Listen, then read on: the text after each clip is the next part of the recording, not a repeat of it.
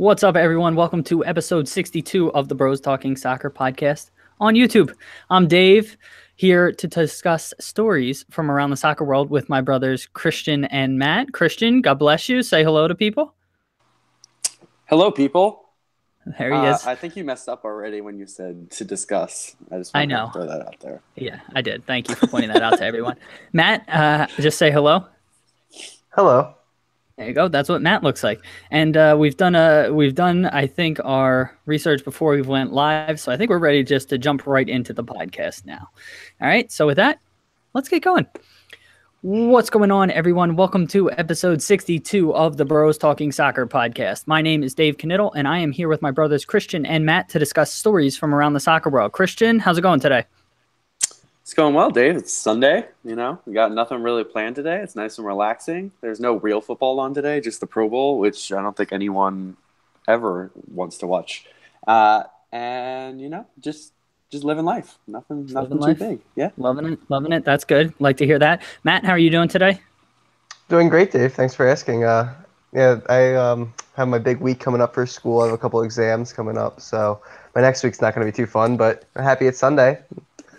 I'm sure you're studying hard in preparation for this. Yeah. That's what Matt's doing in the background while we're doing the podcast. Exactly. Yeah. Yep. He's definitely not playing FIFA or anything like that. Guys, I'm doing, okay. Thank you for asking. I threw my neck out lifting the other day, but each day it's gotten slowly better. So, I'm doing okay. I don't know if I'm excited, but the U.S. is playing Bosnia and Herzegovina tonight. So, I'll watch that. I'm not exactly excited about it, but that explains the scarf I got on. You look excited. Yeah. So whatever. But with that, let's go to Christian real quick for our trivia question this week. Christian? The trivia question this week. Do you guys know what the world record for number of red cards in a game is? Okay. We will think on that, listeners. You will think as well. And, we'll give our guesses at the end. Matthew, do you have something to say? Yeah, does that include like a game that finished or one that got like suspended because of too many red cards? The game will be suspended because it is more than that. Okay, that's what I thought. All right. So with that, that's a trivia question. So stick to the end. We will reveal our guesses and answers at the end. Before we get into our topics, real quick, I want to give a couple quick plugs. So I am the founder of Futsal, which is a simplified fantasy soccer website. We have you select clubs instead of individual players, and our scoring is simplified. It's based on match scores rather than, crosses, shots on target, all of those little statistics. So it's much easier to follow and play. So definitely go check that out at FanFutsal, FanFutsal.com. Been experiencing a little bit of issues, but we should be back up and running within the next week or two. So I'm excited about that. Also wanted to give a couple quick plugs for those who are watching us record live on YouTube. Hello, thank you for being here. For those who are not here, we record this thing live on YouTube, so you can tune in, watch us record live.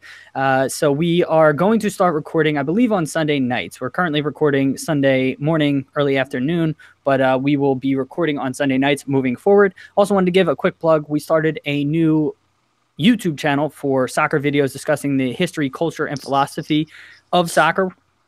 It's called The Soccer Tavern, so we'll have a link to that in the show description, and definitely go check that out. Lots of cool, interesting videos over there. With that, let's get into our topics this week. First topic we wanted to talk about, there was an article in the on Philly.com recently, and they're locking their stories, so I don't have access to see it anymore, but it was basically comparing the North American World Cup bid and Trump and his kind of political leading of the country versus the Moroccan bid, who's the only other 2026 World Cup bid at this time. Christian, what are your thoughts on the North American bid, especially as it kind of relates to the Moroccan bid?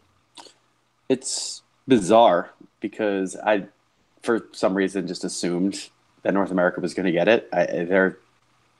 Their program seems much more together, and I don't really know much about the Moroccan offer to host the World Cup, but it doesn't seem like they got their stuff together over there.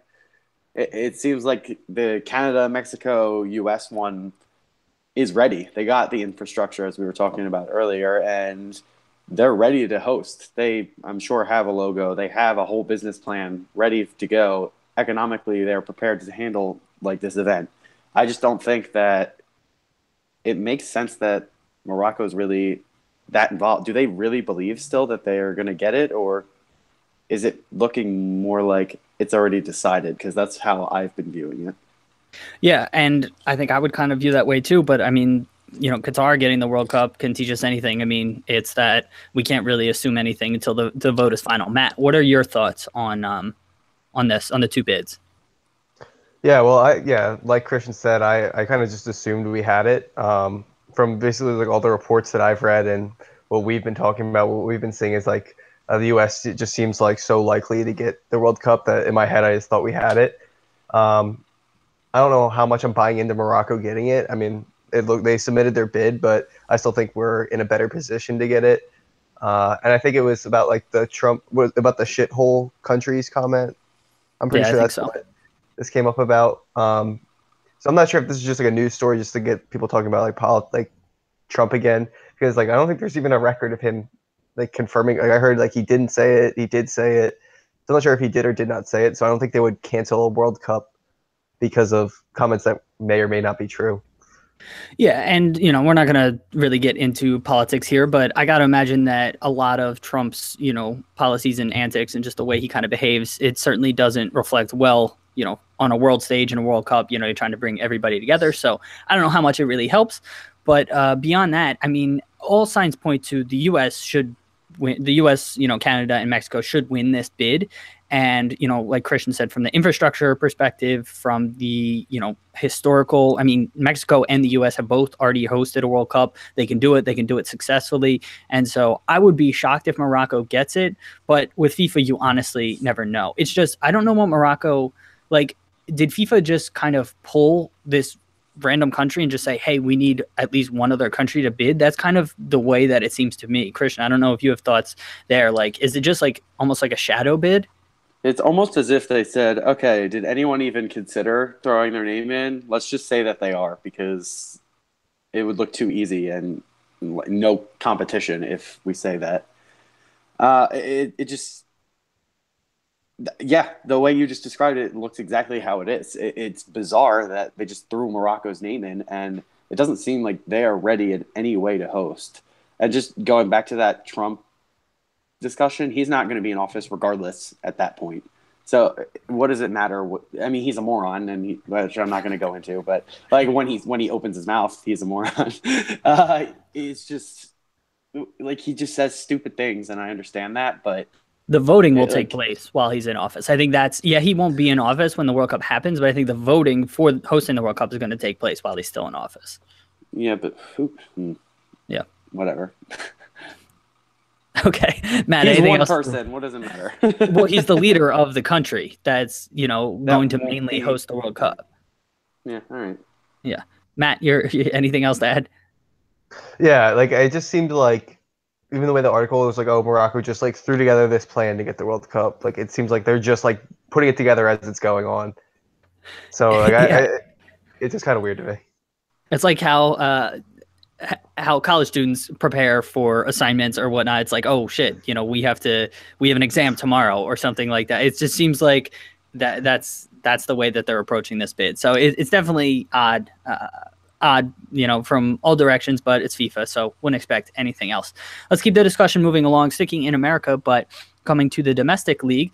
MLS is finally joining, or Miami is finally joining MLS. There's an announcement tomorrow, Monday, January 29th, from David Beckham and his ownership group, likely going to be that Miami is getting awarded the 25th MLS franchise. Matt, your thoughts on Beckham finally joining MLS? Yeah, I think it's awesome. It was expected for a couple of years now that he would be officially taking over the Miami team. I think he has a great presence in America and a great soccer knowledge, of course. So I think it's good for the MLS exposure, and I think it's just good for.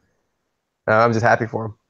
What do you make of him getting, so rumored that his franchise expansion fee was $25 million. He negotiated that in his MLS contract when he first joined, and expansion fees are now going for $150 million. I mean, what do you think about that? Yeah, I think that's incredible. How did he so is that just like the base fee or do you like bid, or is it like just like anybody could. Yeah, MLS sets the expansion fee, and so right now the going fee is $150 million for this round of expansion. So when Nashville just got awarded an expansion franchise from MLS, they have to pay $150 million just to join the league. Then they have to spend, hundreds of millions of dollars on stadium, players, infrastructure, and all that other stuff. But the 150 is just to join the league. Okay, and so he technically got accepted in 2014, right? Yes. So is that why it's cheaper? No, it's cheaper because he negotiated in his contract. When he signed with MLS back in 2007, I believe, he said, at the end of my contract, if I want to purchase an MLS expansion franchise, I can do it for $25 million. That's incredible. Yeah. Yeah, so I just think that's genius, and I wish him the best, and I think it's awesome that he got a Team Miami. Okay. Christian, your thoughts on MLS going back to Miami? I mean, MLS was already in Miami, and the franchise folded back in 2001. So what do you think about that? I did know that. I don't think it's a huge soccer market down there. There's a lot of, I don't know. I think there could be a lot of soccer interest in Florida. I just don't really see it that much. I don't, and it failed once, so who's to say it's not going to fail again? But it's a crazy deal that Beckham gets for $25 million. Yeah, it was really smart of him to negotiate that in his contract, but it kind of makes sense why MLS is kind of pushed back on Miami because they don't want to give it away for that cheap. It seemed like it's been tough for him to set up the team down there. It makes sense that. But that's not been MLS's fault. That's more been the city of Miami's, not fault, but the city of Miami has been negotiating with him on where exactly to put a stadium. And MLS has said, you're not giving you the franchise until you get a stadium in place. Yeah, I mean, I get that. Okay, that makes sense. But still, $25 million in a $150 million market pretty much is absurd. That is ridiculous that he was able to negotiate something so cheap. And having a team in Miami is going to be great for them, and I hope it's successful. Just the track record doesn't seem like it's going to be. Yeah, so number one, I think Miami is a hotbed of people that are fans of soccer. You get a lot of South American influence, and just, it's a big city, and so there's people with all kinds of different interests. I think when the league folded the franchise in 2001, the Fusion, the Mutiny? No, Tampa Bay Mutiny. Yeah, Miami Fusion. It was a different time in MLS's history. It's much more stable footing now. The league has a much bigger presence, so I don't know if the league folding can really, impact, the franchise as it exists right now. I think Miami could be a good market for soccer. So I'm curious about it. I'm open to it. The other thing is, yes, MLS is giving Beckham this franchise at a huge discount, but I think having him involved in the league, especially as an owner, immediately gives the league credibility and exposure on a global scale. I mean, his brand is incredible globally, just his personal brand, and it's going to bring the league tons of attention and investment and sponsorship just from merely having him in. And so, yes, he's getting, almost a, what is that? Like a 20%, 20 cents on the dollar, so to speak, kind of deal. But I mean, I think the league may end up recouping that investment from all the additional sponsorship and attention they could attract with having him as an owner. Matt, any other thoughts? Well, I think like in Miami, I think there actually is like a decent soccer following. So like I know I have a friend that plays soccer down for club soccer for University of Miami, and like it's a lot of, he said like the whole area is like Hispanics, and even like the team there doesn't speak English. Like he said like he's one of the only people that only speaks English. So he said like on the field they speak Hispanic, and like the whole area kind of like Hispanic on the field. So yeah. Yeah, there you go. Yeah, so backtrack that. But yeah, so I think there is like a big following, and I think it could be with Beckham's like just popularity. I think it could take off in Miami. Christian, thoughts? Yeah, I think Beckham's involvement in this team is going to be nothing but good for the league on a whole. Having him involved, you saw when he first joined in 2007 how much the league grew in popularity just because he was in the league playing. And now he's going to be involved on a more administrative level. It's going to be interesting to see if they can grow, especially in markets overseas. I think that would be huge for them. And it's going to be tough, I think, in Miami to get people interested in MLS, at least initially. I think eventually it'll be fine. But a lot of people down there, I'm sure, are fans of either European leagues or the Latino leagues right now. So it'll be interesting. South America and Mexican leagues. I assume that's what most of their fans are down there because they don't have a team really to support in MLS. Yeah, and I think a lot of expansion franchises experience this. I don't think that they'll struggle in the first couple of years, but it's that, next, from years 3 to like 8 to 10 when, we're experiencing like what the Union are doing. Yeah, exactly. But a lot of franchises kind of experience that where they launch, they have a ton of momentum. Even Orlando, to a certain extent, they launch with all this positive momentum, and then the product on the field maybe hasn't been the greatest, or they just haven't had a ton of continued momentum. And so then it's really a struggle. And so that's really when franchises can, separate themselves or cement themselves in a community, and what you need to do, and what Miami is doing in their fairness. Like, I know their original press release, it was in both English and Spanish. So Matt, to your point, they're appealing to both those sort of demographics. And I think that's really key for them, is to keep, all the different cultures there sort of engaged and make sure that you're, catering to them. So, I think that they're approaching it from the right perspective. Christian, anything else to add?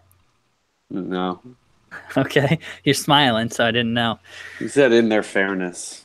In their fairness? Yeah. Okay. Yeah. All right. Well, thank you for pointing that out. All right. So, Matt, anything else you want to add?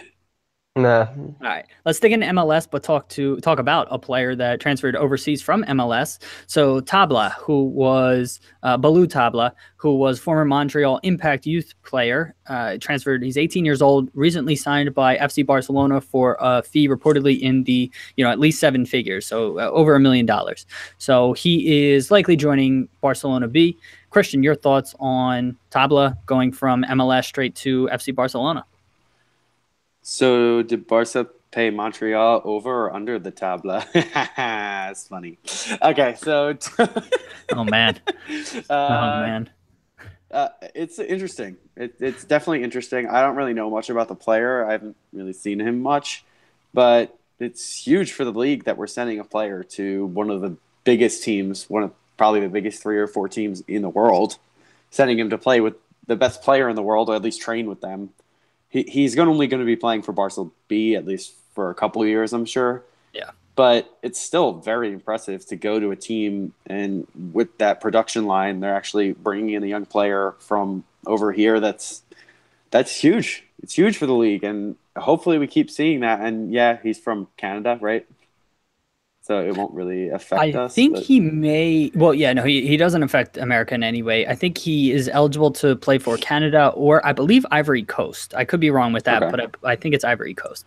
Yeah, I mean, he's just going to be training at a better facility, and no offense to Montreal, but that's just the case. And he's going to be playing with better players, and that's huge for his career. And I hope we keep seeing our production line in MLS send people over there. And eventually I hope we see them coming into us. But for now, I think it's going to look really good, and we'll start generating revenue that way by sending them over after producing good players. Matt, your thoughts on Tabla? Yeah, I mean, it's awesome that he's going to Barcelona. I think it's huge for the MLS. Unfortunately, he's not American. He's not really an American product, so we can't claim that. But, I mean, it's good that the league. He's still developed in the league. Yeah, and, North America as a whole, I'm sure, like Canada, we could push each other. I think it's just better as the league as a whole. And yeah, it's huge for Tabla goes to Barcelona, Mix Diskerud signed for Man City. It's just a big thing for MLS. Yeah. The Mix I think is a different type of signing, but Tabla going to FC Barcelona, I think it looks good for the league, but it's all predicated on how his career progresses beyond that. And so, yes, it's good for MLS to be selling players overseas. I think that's really important for the league. But really, in order for the league to take the next step, those players need to go on and have an impact. And so then you can start charging, more for players, and you can start entering the world market and really starting to generate revenue from the sale of players, which is how soccer clubs operate all around the world. So I think that it's important, but it's really important to just kind of keep him progressing. And, it's highly unlikely that he ends up playing for the Barcelona first team. But as long as he goes on to have at least somewhat of an impactful career, impactful career at, whether it's a mid-level club or maybe he gets back to the top. But I think that's really important for the league. Christian, any other thoughts? I do not know. Thanks. Okay. Matt, any other thoughts? I do not. Okay. I love how while I'm speaking, both of you are yawning. So that's just great for my confidence. Maybe we don't do this first thing in the morning in the future. What? Well, yeah, I mean, 1:30 is not, or 1 o'clock's not really first thing in the morning. It is for me today. All right. So with that, listeners, that is the end of our first segment. You're going to hear a little bit of music, and then I will talk to you very soon.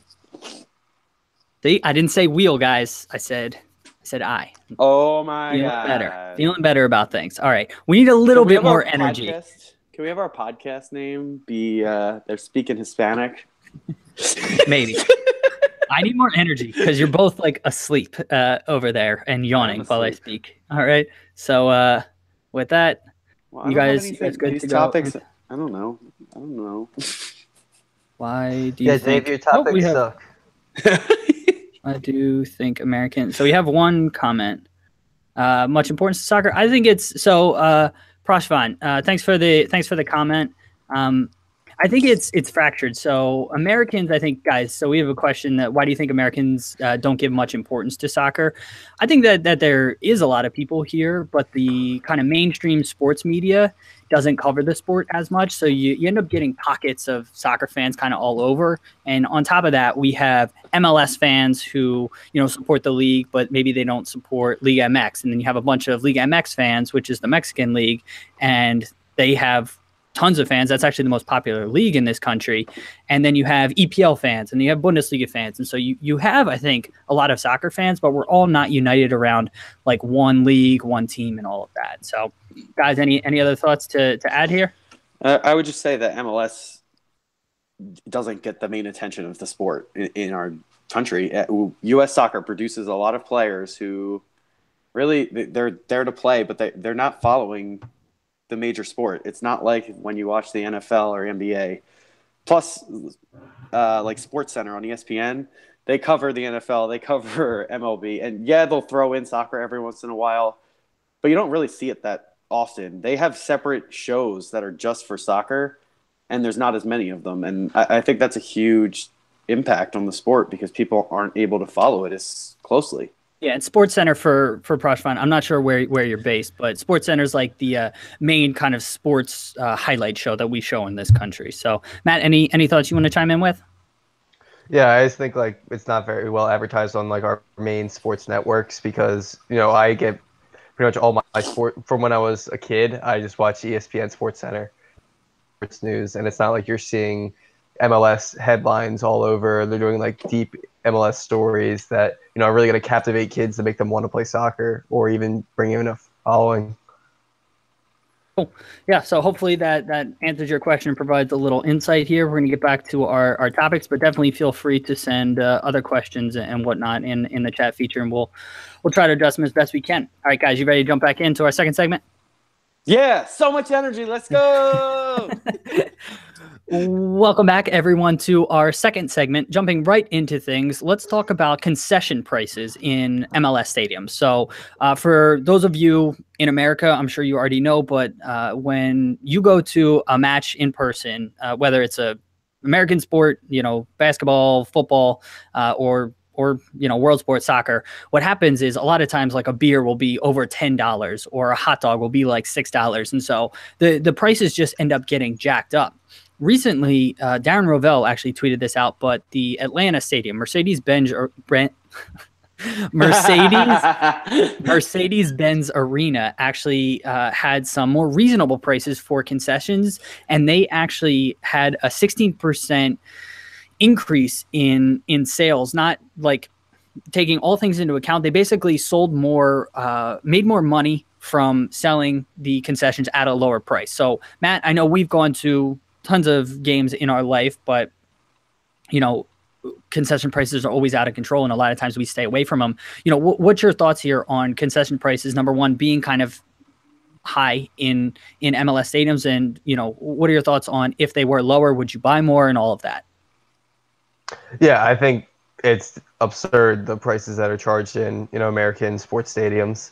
I can think of times where I just basically, like, I'm hungry or thirsty and like I'm not paying $10 for, you know, a thing of fries or $6 for a water.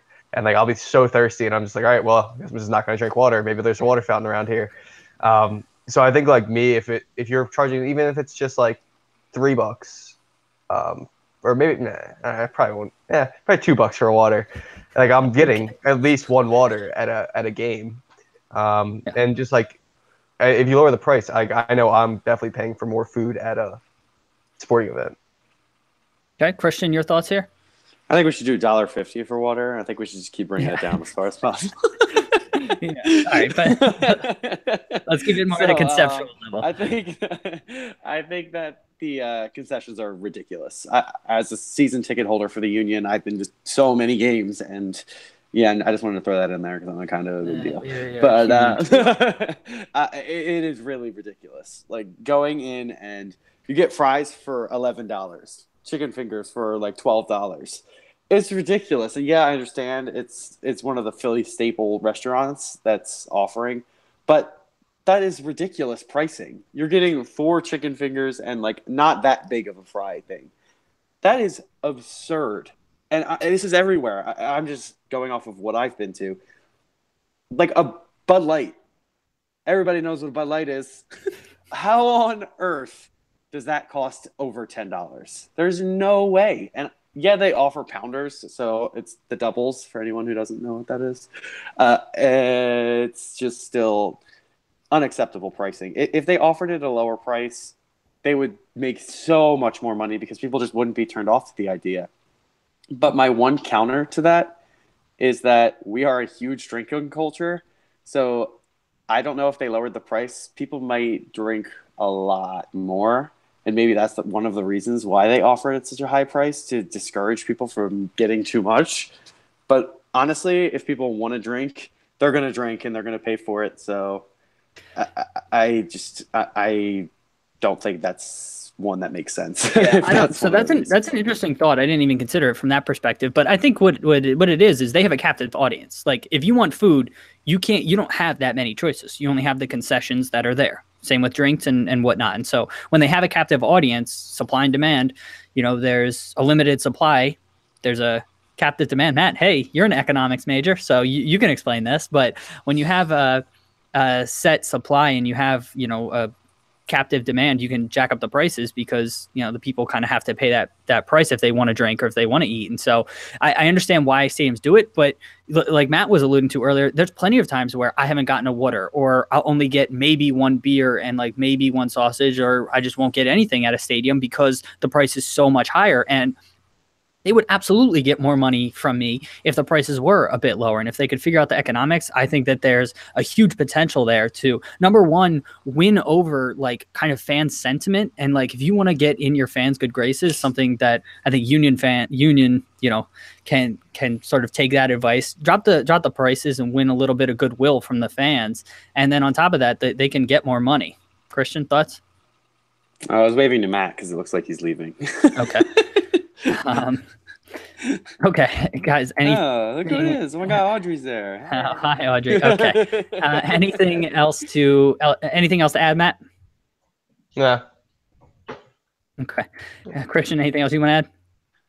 Yeah, I just like I said, I've been to every sport now in Philly, and it's the same way everywhere. I think that fans would appreciate it so much, and I think they get so much more interest in going and paying money if they had lower concessions. I think it would go such a long way. I agree. So something to think about, and hopefully more people can follow Atlanta's example. All right, maybe they could offer some magpies there. Yeah. All right, so quick little story there for people explaining. So I'm gonna start making some videos about different Premier League clubs and their history and all of that. So Newcastle's nickname is the Magpies, and I had never researched that. I'm clearly not a bird connoisseur or anything like that. So I had no idea what a magpie was. I thought it was like a meat pie or something because they're popular in England. Meat pies are, and so on and so forth. In doing my research for Newcastle, turns out magpies are black and white birds, and I was completely off on that. And so that's where Christian's little story there comes from. And actually, just a side note on the magpie, I was talking to my roommate who's from England, and he goes, "Yeah, those birds are real dicks. They love shiny stuff, so they'll fly at you and steal your jewelry like off of your body." I was like, "Holy crap!" Funny enough, in my research, technically, I think they're scared of shiny objects, so they attack them. That's what it is. They don't like shiny objects, but whatever. You don't know. You don't know them like that. We're getting way off topic here. So let's steer things back to the actual topic. They look like little burglars in black and white.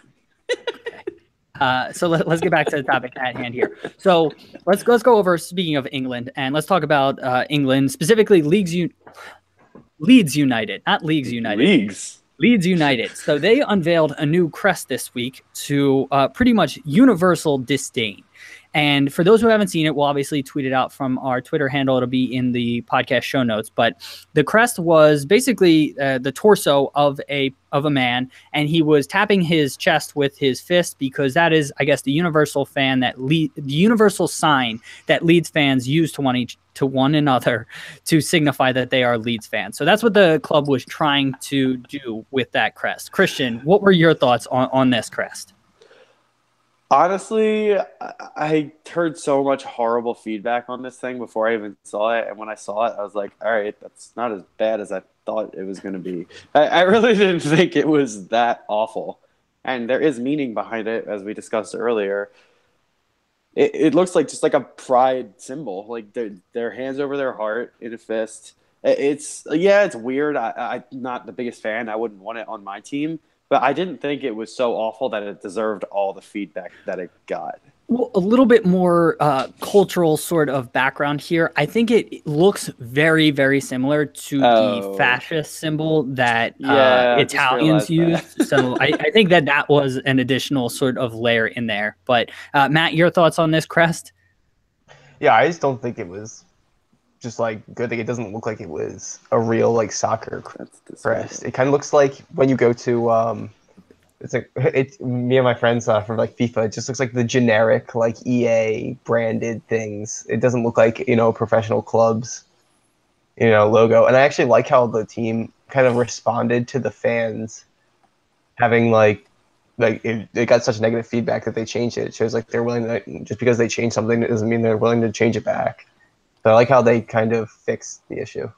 Exactly. And so they claim that they had consulted 10,000 fans and spent 6 months developing this logo. And so clearly they valued their fans' opinions, having consulted them on all of this. But I guess the story is that they asked fans kind of what they thought and what the club meant to them. And so they took more of these abstract things, and from that they created this logo. And I guess a lot of fans hadn't seen this. But Matt, to your point, they clearly value what the fans think, and credit to them for switching, after unveiling the crest and not getting positive feedback, switching it up and, taking it away. So,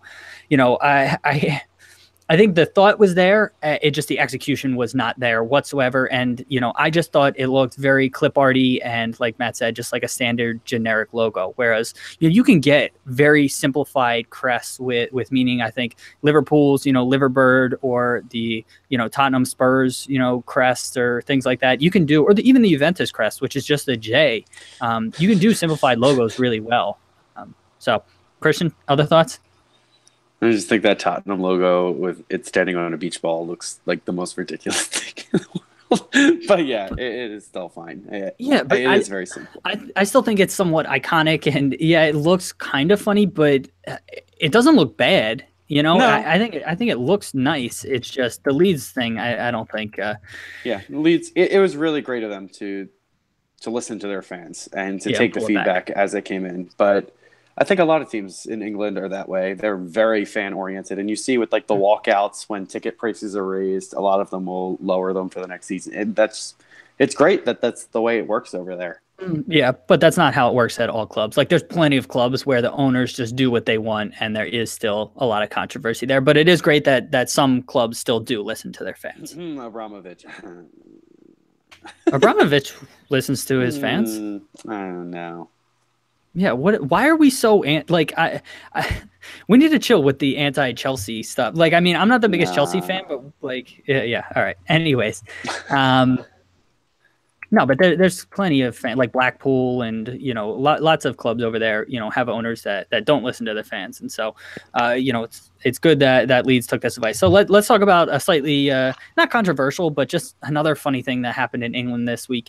So Alexis Sanchez was unveiled for Manchester United, and in his unveiling video, it was interesting. So they have him dramatically playing Manchester United's Glory, Glory, Man United on the piano, and it's really, really dramatic and this really sort of intense unveiling video.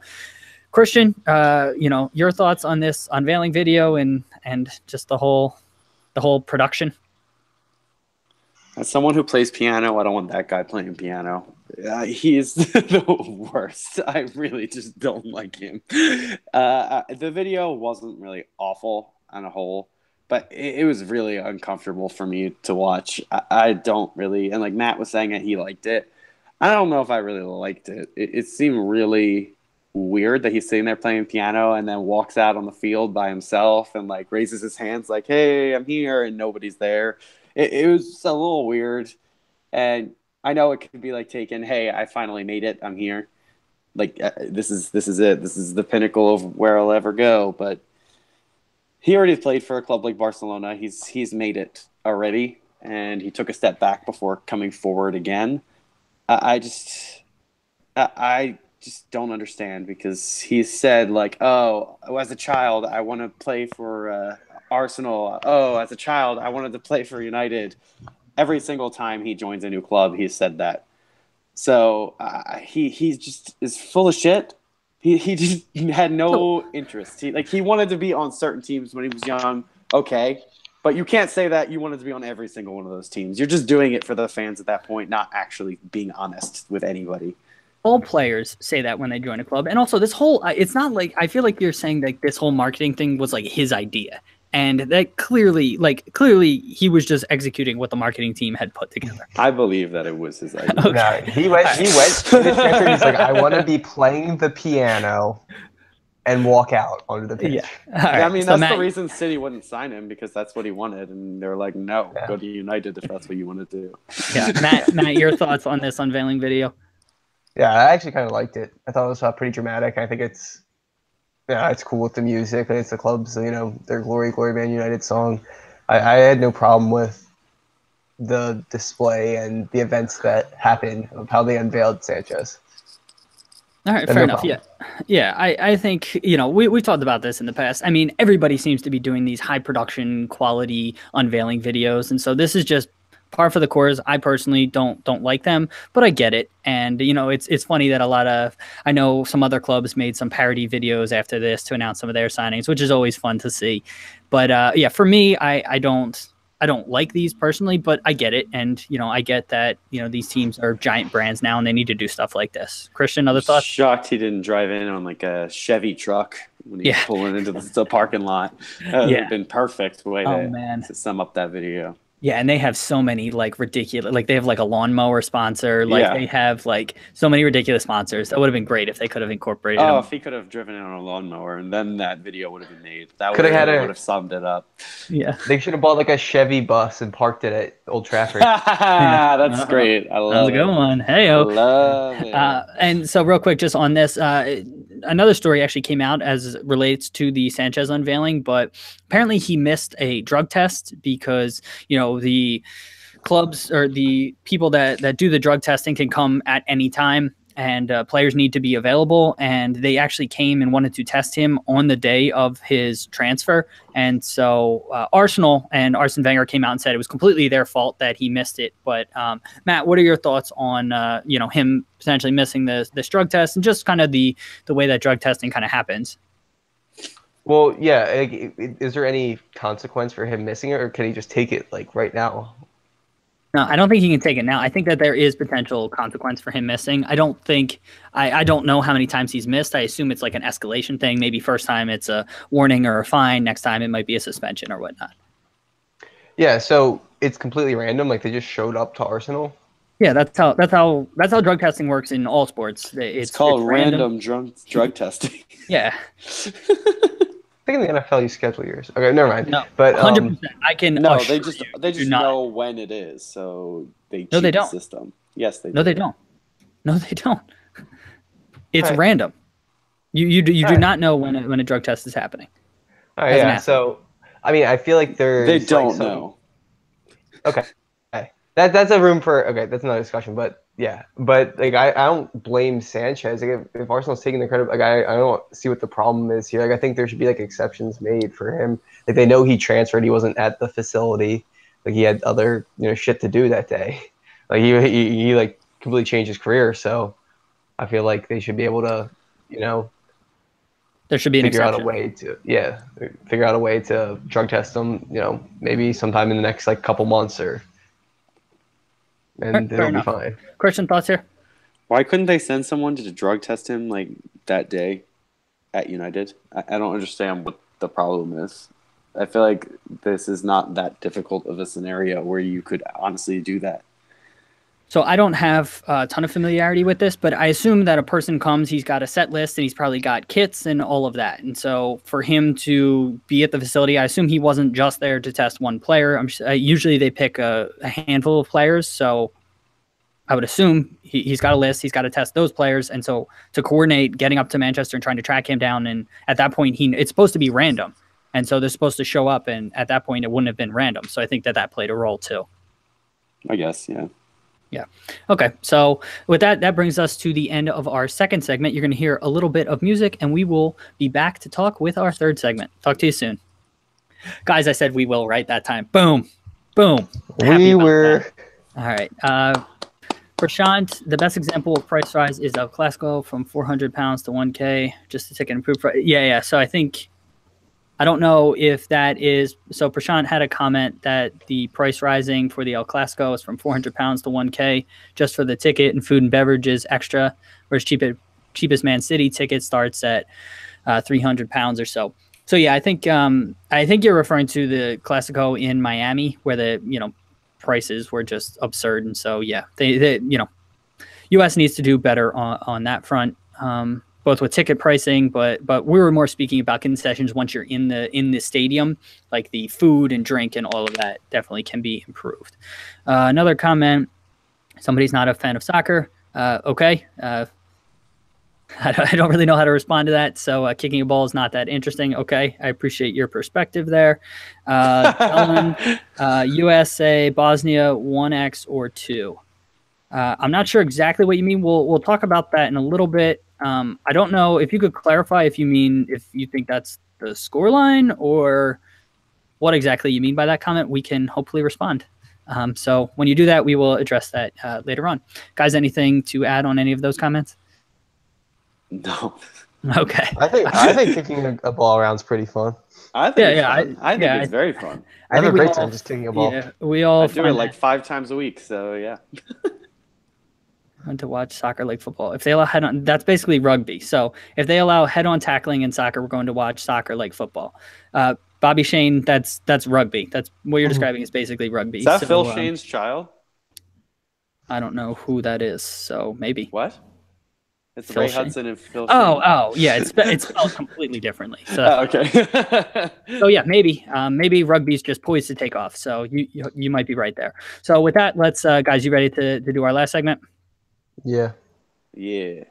Welcome back, everyone, to our third and final segment, sticking in the transfer world, but talking about Real Madrid. So there have been rumors abounding recently, specifically about Neymar and Hazard joining Real Madrid this summer. Matt, your thoughts on either of those players possibly making the move over to Real Madrid this summer?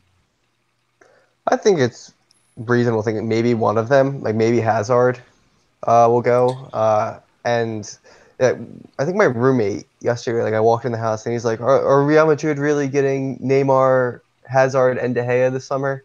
And I was just like, oh, that took me off guard. Like you must be just reading random headlines. But like, I mean, it's Real Madrid. They have the most money. Well, not the most money, but they have just as much money as anybody else in the world. They're going to get the star players eventually. They're necessarily going to get like Hazard like this year maybe, or Neymar this year, but I don't rule out them getting De Gea in the future. I don't rule out them getting Neymar in the future. I don't rule out them getting anybody in the future. They could get anybody. Okay, but you don't think? Yeah, I don't think there's too much like validity and like, oh, they're probably going. Like they might, but I don't think there's like a lot of substance behind it right now. Okay. Do you think either of them would fit in well at Real Madrid? Yeah, I think both of them are incredible players. They'll fit in any team in the world. Fair enough. Christian, your thoughts on these possible transfers? Well, it seems like Ronaldo is going to go because he's not looking great. He doesn't seem happy in Madrid, and they still can cash in on him while he's still reasonably young. What is he, 33 now? Is he going to be 33 this year or 34? He's 32. Okay. Is he? His birthday's in February, so he's probably going to be 33. Okay. No. But yeah, he's just clearly is slowing down, and they should invest in younger players in that position. They don't seem to have another option. I mean, Asensio is very good, Isco, but Isco is more of a central player. They've got to replace him with a more flair, dynamic player out there, and a world-class player like Neymar or Hazard.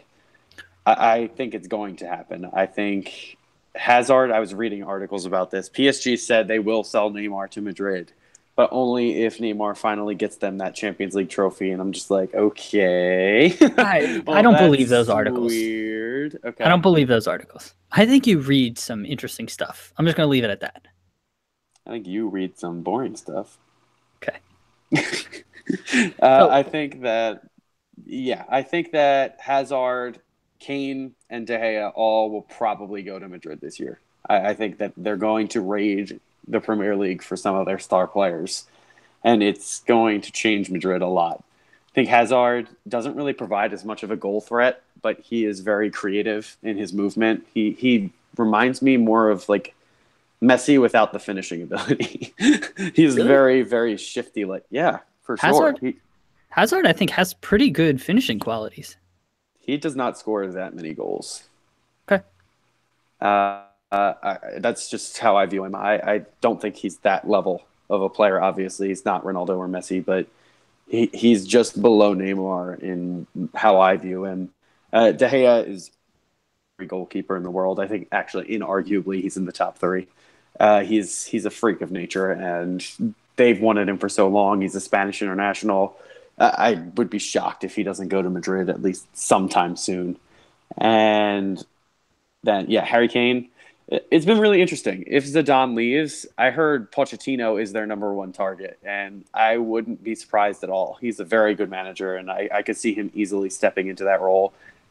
And I would absolutely see them going for Kane in that situation. So it would be very interesting. Does Pochettino, so we're morphing this discussion a little bit, but Pochettino, I don't think he wants the instability that comes with, like Real Madrid, you're going to be there 2 years, like best case scenario, right? Like just the way they're churning through managers, like he's got such a great situation at Tottenham. He's just got such a great situation. I just find it tough to see him leaving that right now. If they give him $500 million to spend and he brings in those types of players who are coming from the Premier League where he has Premier League experience, you never know. He could end up being a success. He's a very good young manager. Yeah, fair enough. Yeah, I think with Hazard, he's such a different player than Ronaldo. Like Ronaldo's at this point in his career just a poacher, and Hazard's a little bit more ball dominant. And so I don't know. I think he would have to just tweak his style, and I think he very well could. And it may just be for Chelsea he's ball dominant, and for Real Madrid he maybe wouldn't be. And I think he would fit in well there. I just find it so tough to see Neymar moving there this summer. I know that there are tons of rumors out there about it, but for me, I just think it would be too quick for PSG to give up on him or to cash in on him. And also too quick for Neymar to, I've gone from Barcelona to PSG and then the next season end up at Real Madrid. I just think it would just be too much for him. But, you never know what the heck's going to happen. But let's keep this discussion moving along and let's talk about Real Madrid's manager right now, Zinedine Zidane. He recently lost to Christian. How do you pronounce it? Leganes? Leganes. Leganés in the Copa del Rey to knock Real Madrid out of the Copa del Rey. I want to say the first time they've lost at home since like the 30s in the Copa del Rey, like after they had a lead or something like that. I don't remember the exact stat. And so Zidane, who has, two-time Champions League defending champion, he's won La Liga with the club. He's only been there about 2.5 years at this point. Almost 3 years. How many years has it been? 2 years. He's 2.5 years, I think. Yeah, only about 2 years because he took over in the middle of the year. Yeah, 2 years. Yeah, he's only been there about 2 years, and he's already brought them that many trophies, but apparently he's on the hot seat. Christian, what do you think about Zidane being on the hot seat? Is he actually on the hot seat? Could he be fired? What do you think? Absolutely, he's on the hot seat. That's what comes with the job there. He is a legend of that club. As a player, as a manager, I'm sure he's a legend now too. But that is the culture of Real Madrid. If you are not winning, if you are not delivering, you're out. And that's how it is. You do not get a grace period. And he almost already has served his 2-week grace period that they may give you over there. It's ridiculously competitive. And I understand they're up against Barcelona, one of the top teams, and they look freakishly good again this year. But it is crazy that a man who delivered 2 Champions Leagues in a row, done what no manager has ever done in the UEFA Champions League since it became the UEFA Champions League, is crazy to me. I really can't believe it. And he is a very decent I don't think he's a world-class manager. I think he was walking into a great situation, and we haven't really seen him create any talent. We don't really know because he's only ever been at this one place, and not that that's a horrible thing. You don't really know. You would have to see it over a longer period of time, even if he was at just Madrid. But it's unfortunate for him, and I don't really agree with the fact that they're going to get rid of him if he doesn't beat PSG, which I'm 100% sure they would. That if he doesn't win a trophy this year, they are going to let him go. And especially if they fall out in the round of 16, which is very unfair because that's a very difficult draw for them. But yeah, they lost for the first time. It was the first time ever that they had an away win and then lost at home in the Copa del Rey. That is not good enough for a team of that quality with those players on that wage bill against Leganés. That is just not good enough. Agreed. And I think PSG would snap Zidane up in a second. So I think that that's probably what's going to happen here. But Matt, what are your thoughts on Zidane being on the hot seat? Is it fair to have him on the hot seat? I do not think he's on the hot seat at all. He just won 2 straight Champions League. It's not like he's costing the club a lot of money. He hasn't really been spending like Real Madrid has. It's not like he is costing the club money if he's not winning these competitions, right? Well, I mean, in the transfer market. And I mean, he's done better than any other manager in the world over his tenure. And there's no debating that. And he's brought in, I don't know how Christian said he's not a great manager. He's made the emergence of Marco Asensio, like Nacho Fernandez. He's bringing like youth into Real Madrid, which is something we haven't seen in so many years. He's rotating the players. He's doing so much for Real Madrid.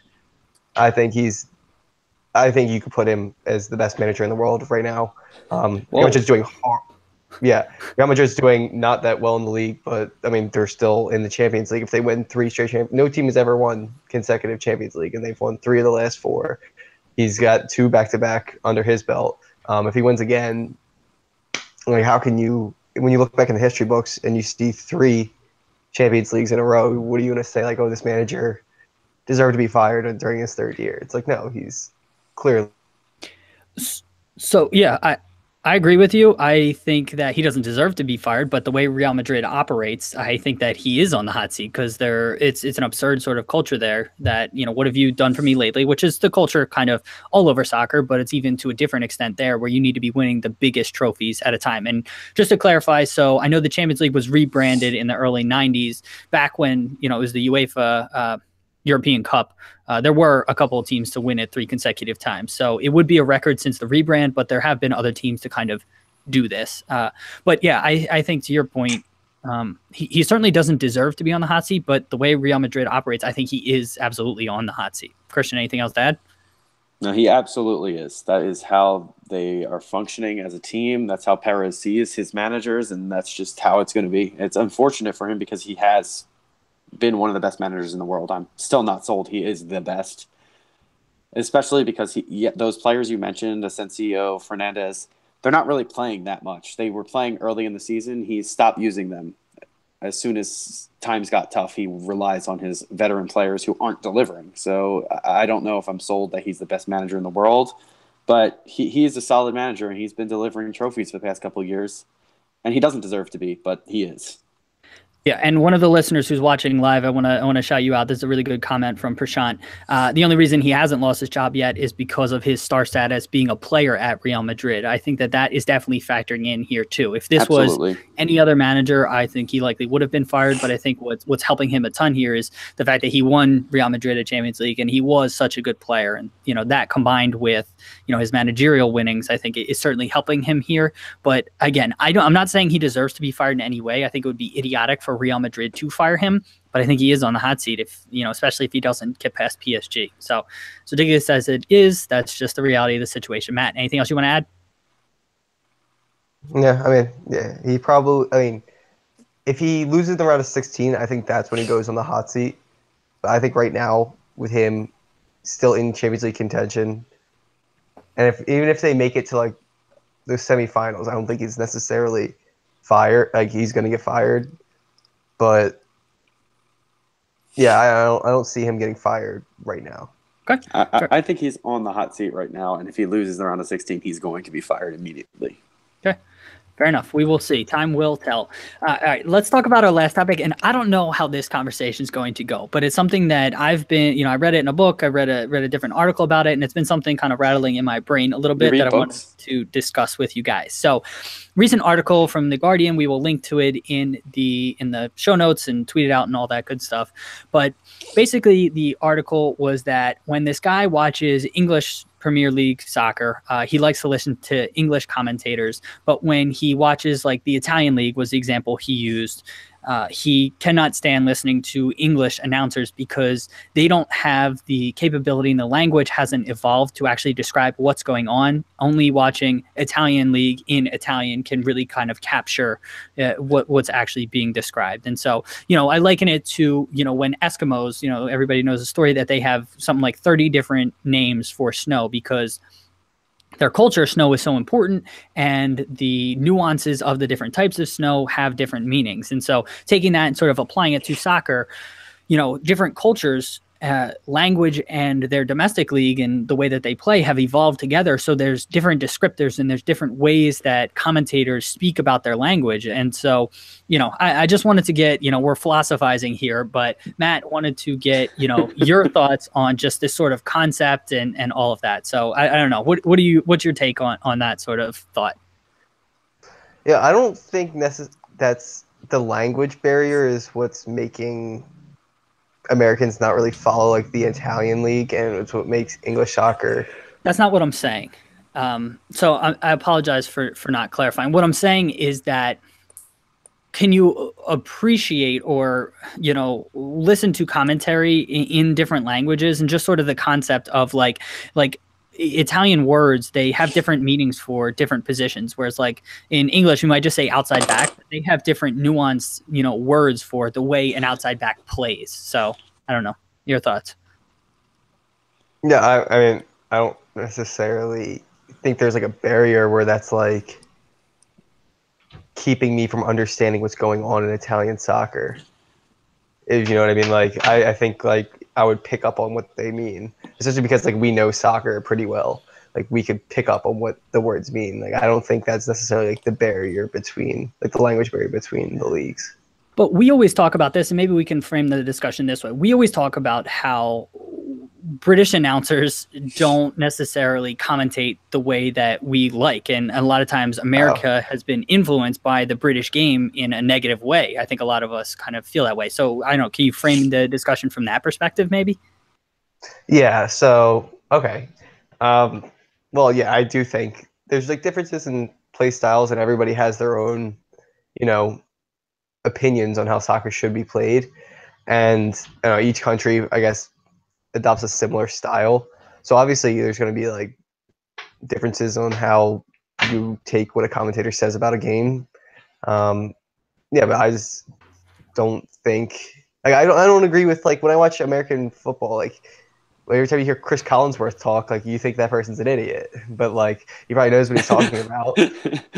Yeah, and like Joe Buck. Oh, Joe Buck. He's the worst Yes. person. Yeah. So it's like I think it's just like all sports. You just want to hear what you want to hear, and I don't think there's really discrepancies in like the language or the lingo or whatever.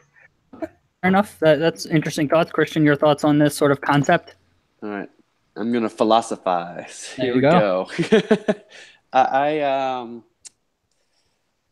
I get torn back and forth on this one. I think it's really interesting that a guy is actually doing that. I think it's really cool that he listens to every league in the original language that it's shown it. Like that's really cool that he does. Well, he that, just does. So I don't want to give this guy too much credit. I think he just does it with Italian and English. I don't think he can speak, well, fully that's different fine. languages. But okay, continue. Maybe. All right. Well, never mind. I'm not impressed anymore. I think it's really cool that he does that. At least like that really is unique. That if you're able to speak two languages, I don't do that. When I watch the Bundesliga, I can speak German pretty well, but I don't sit there and listen to the sport in German. Now maybe I will. Maybe I'll try it out and see if it is a difference maker. But yeah, there is language barriers that does exist, and especially in sports, it's very specific words that are used that you don't see outside of the sport. So it's very cool that's done, and that this guy is saying, hey, like I tried this and it is a difference maker. Like you get a different feel to it. People who speak that language or from that country know about that sports culture behind soccer, and that's really, really something that you can't experience any other way. You can't listen to English commentary about the Bundesliga and get the same full experience with someone who lived in Germany, grew up with the Bundesliga, now works with Bundesliga. Like it's a big difference, I think, listening to someone who originally grew up with it, feels the whole impact of that league in the sport and how it affects on a global stage, like how it differs from different leagues. I think that's really, really cool. And for me, I listen to English commentary always, even when I'm listening to the MLS. I find it more interesting when I'm listening to British commentators. That's just how it is. Like I just always have appreciated British commentary more than American commentary, especially Alexi Lawless when he's out there. I never want to hear his voice again. I just really think it's unique, and maybe I will start listening to Americans and appreciating what they have to say when I watch MLS. But yeah, it is really cool that this guy tried that out, and I kind of want to do that. Yeah, so I think you should listen to Americans, because I think, like you said, I think there's a different cultural perspective that comes with somebody who's grown up in the sort of arena and in this culture, and same with Italians or Germans or any of that. And it's not to say that you can't watch an Italian league and know what's going on. I was speaking more from the perspective of commentators, because as much as we try not to let them influence us, a lot of times you are influenced by, when you're watching a match, what the commentators say, and then you start to focus on different aspects. And so I think you can watch on mute and experience it the way you experience soccer. It doesn't matter what league is going on. But if you're watching a match and you have commentary, obviously I speak a little bit of German too. We can't, we don't speak Italian or Spanish or other languages, so we can't necessarily understand how that would be influenced by watching those other leagues and understanding in those languages. But I just find the concept sort of fascinating that words have evolved to describe certain things and the way that they happen in the domestic leagues to go along with, the way language has evolved and all of that. So I don't know. I just find the concept interesting and wanted to have a discussion. So hopefully, listeners kind of like that discussion. So I guess we will see though. Guys, anything else to add on this topic or any of the other topics we've covered? I don't think so. Matt? No, neither of you? All right. Two things I wanted to mention. So USA plays Bosnia and Herzegovina this evening in a completely meaningless friendly. I don't know if there's been a more meaningless friendly in God knows how many years for the U.S. team. But guys, thoughts on the match? Christian, thoughts on the match? I don't know. I honestly am not interested in watching this at all. This game matters absolutely zero, and we're not even using most of our starters for this game. Okay, I will be watching, but not really enthusiastically. Matt, your thoughts here? Yeah, I mean, just chance to see different players playing, I guess. Yeah. Last thing I wanted to mention, did either of you guys see the whole Phil Neville appointment as manager of the English national team, English women's national team? Basically, he has no experience whatsoever. He's never been involved with the women's game, and all of a sudden he was appointed as women's national team manager for England. Any quick thoughts there, Christian? It's weird. He's got a lot of experience in the men's game, but he has no experience with the women, and that's very interesting to see. Maybe they respect for what he's done in the past with his career, but it's a weird appointment. I'm going to be honest. Yeah, and he doesn't even have managerial experience with the men. Yeah. So, yeah. Apparently, he was pretty low on the wish list, but everybody else sort of turned them down, and he was kind of last resort. But Matt, any thoughts about him? Yeah, I mean, it's good for him, and hopefully he figures out, a coaching style. But I don't think there's too much between the difference between women and men. I mean, obviously it's there's small differences, but I think overall, you got to put the ball in the back of the net and stop them from putting the ball in your net. So I think he knows how to do that. I think it's going to be he knows the game. I think it's going to be a good appointment.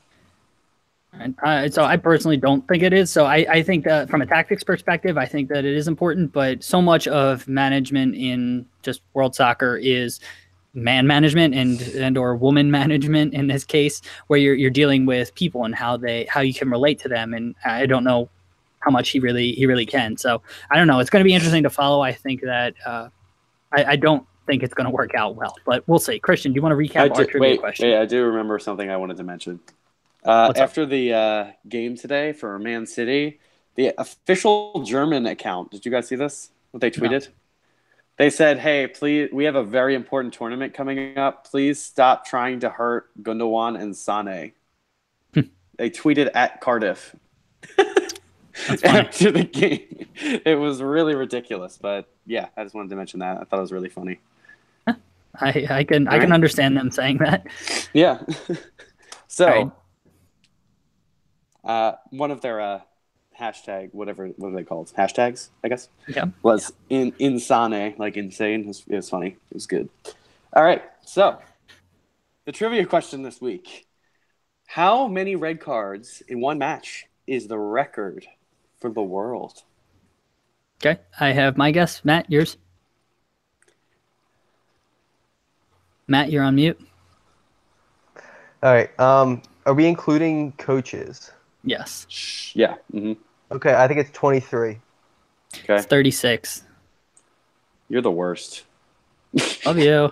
I got it right. You suck. Yeah, so they sent off all 22 players and all 2 technical staffs, right? That is correct. Do you know what league that was in? I don't remember the league. Matt, you want to give a guess? Argentina Premier Division. That is correct. Oh, that's an amazing guess. In 2011. Nice. Good guess, Matt. All right. With that, listeners, that brings us to the end of the podcast. Thank you for tuning in and listening to us ramble on for the last hour or so. We will tweet out all of the links to all the stories we discussed here in our from our Twitter handle, which is at BT Soccer Pod. They'll also be in the podcast show notes. So click them, go check them out. If you want to get in contact with us, our email is bros.talking.soccer@gmail.com. Go check out the Fan Futsal YouTube channel, which is where we record this thing live. Check that out. Also, go check out the Soccer Tavern YouTube channel. We got all kinds of videos about the soccer world there. And finally, check out Fan Futsal. So with that, guys, Christian and Matt, thanks for being with me and talking with me this week. Listeners, thank you for being here, and we will talk to you next week. See you, everyone. Bye. All right, people on YouTube, thank you for hanging out. Prashant, the only reason Zidane. Yep, we got that. Soccer doesn't need languages. One can understand from the play of the league boards on what's happening and past records. Yep, I think that's definitely true. See, I don't agree with that because I think there are people out there who are common fans who don't really understand all of the intricacies of every league, and they need someone to kind of explain it. So I don't fully agree with that comment. You know what? That's actually a good perspective, Prashant. I don't know if you're still there or not, but if you have a rebuttal, yeah. Yeah, let's go, Prashant. Let's go. I have to go. I'm gonna go eat. Okay, go eat, Matt. Thanks for being And here. go get lunch. Tell Audrey we said hello. Anybody watching on YouTube, if you're still there, go My brother find said they don't want to ever see you again.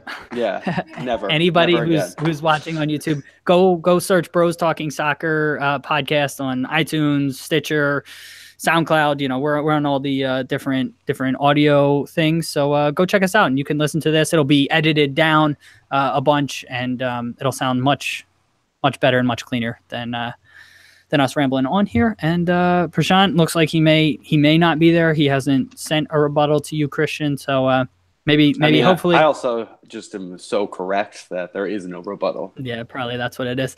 But Prashant, hopefully you check us out next week. Do you want to record next Sunday morning again before the Eagles? Probably. Yeah, because I can't do Mondays anymore starting tomorrow. Okay. So Prashant, hopefully if you're still there, come back and we'll discuss some more next week. So appreciate you being here, Christian. Thank you. People on YouTube, thanks for checking us out, and we will see you sometime soon. Take care. See ya, YouTubers. Bye.